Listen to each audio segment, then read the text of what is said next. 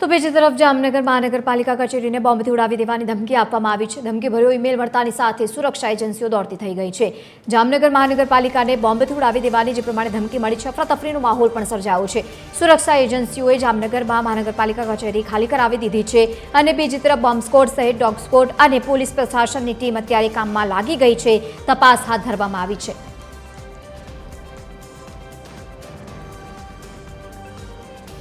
તો મેલ મળતાની સાથે સુરક્ષા એજન્સીઓ સતર્ક બની છે। મહત્વનું છે કે વારંવાર બનતી આવી ઘટનાઓના કારણે રાજ્યભરમાં ક્યાંક ચિંતાનો માહોલ પણ જોવા મળી રહ્યો છે। વારંવાર આવા પ્રકારના ધમકીભર્યા મેલ્સ મળે છે અને બીજી તરફ સુરક્ષા એજન્સીઓ કામે લાગતી જ હોય છે।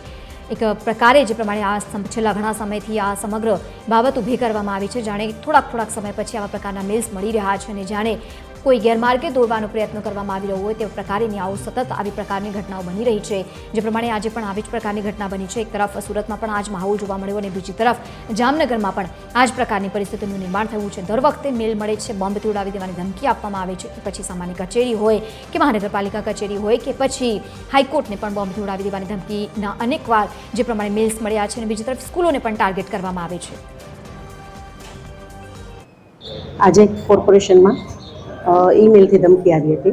એ ધમકી દ્વારા પોલીસને જાણ કરતાં બોમ્બ સ્ક્વોડની ટીમ તેમજ પોલીસ તંત્ર સતર્ક થઈ અને આખી કોર્પોરેશનનો જે એરિયા છે એ ખાલી કરાવીને સઘન તપાસ કરે છે અને ત્યારબાદ જાણકારી મળશે। લોકોની સલામતી માટે સ્ટાફવાળાને બધાને જ બહાર કાઢી એનું સઘન ચાલુ છે, ચેકિંગ ચાલુ છે। ચેકિંગ થયા બાદ જાણકારી મળશે।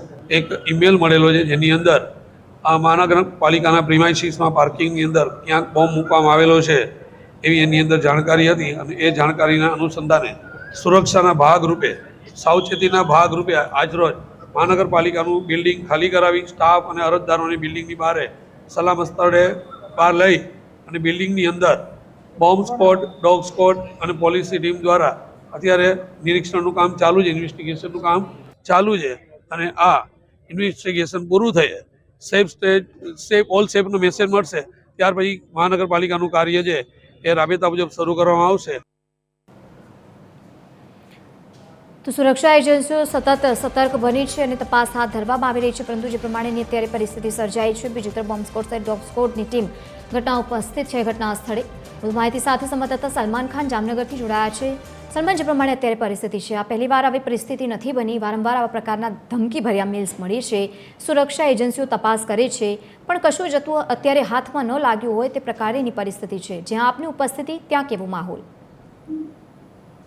નવલન, બિલકુલ જે પ્રકારે વાત કરવામાં આવે તો જામનગર સહિત રાજ્યમાં અનેક જે કચેરીઓ હોય કે પછી જે જાહેર જનતાના જે અરજદારોની અવરજવર થતી હોય તેવી જે કચેરીઓમાં જે બોમ્બથી ઉડાવી દેવાની ધમકીભરી અનેક ઈમેલો છે તે મળવામાં આવ્યા હતા અને આજે સવારે પણ જામનગર મહાનગરપાલિકાની કચેરી છે કે જેને એક ધમકીભર્યો ઈમેલ છે તે આવ્યો હતો।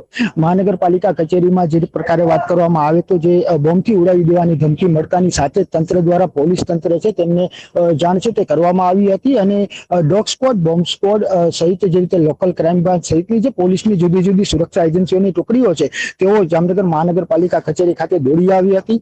સાથોસાથ જે રીતે સુરક્ષા એજન્સીઓ દ્વારા જે રીતે અહીં અવરજવર કરતા જે કહી શકાય કે લોકો છે, અરજદારો છે તેમજ જે રીતે અધિકારીઓ છે તેમને અહીં સુરક્ષાના ભાગરૂપે છે તેમને કચેરીના પટાંગણમાં છે તે બહાર કાઢી લેવામાં આવ્યા હતા અને અંદર જવા માટેની પ્રતિબંધ છે તે ફરમાવવામાં આવ્યું હતું। બીજી તરફ જે રીતે બોમ્બ સ્ક્વોડ, ડોગ સ્ક્વોડ દ્વારા જે રીતે તમામ જે આ કચેરીઓ છે તેમના 4 માળની આ જે કચેરી છે કે જેમાં તમામ પ્રકારે જે સુરક્ષા ધ્યાને લઈ અને જે તમામ તપાસ છે તે કરવામાં આવી હતી।